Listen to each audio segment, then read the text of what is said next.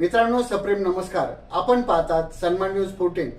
नाशिक महानगरपालिकेच्या 23 खेड्यापैकी एक असलेल्या सातपूर या परिसराचा विकास व्हावा यासाठी नगरसेविका सौ सविता रवींद्र काळे या महापालिकेत आक्रमक झालेल्या पाहायला मिळाल्या.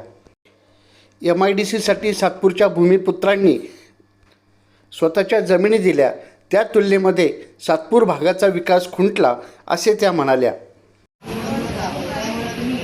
जेवढा जास्त गेली आपण सातपूर गावाला तेवढा चांगल्या प्रकारे गावाला विकास होईल.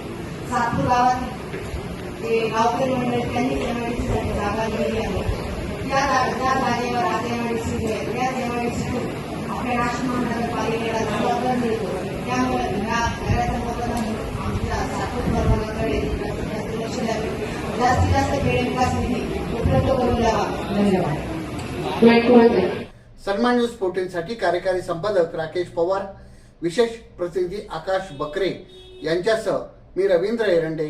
सन्मान न्यूज 14, सातपूर, नाशिक. धन्यवाद.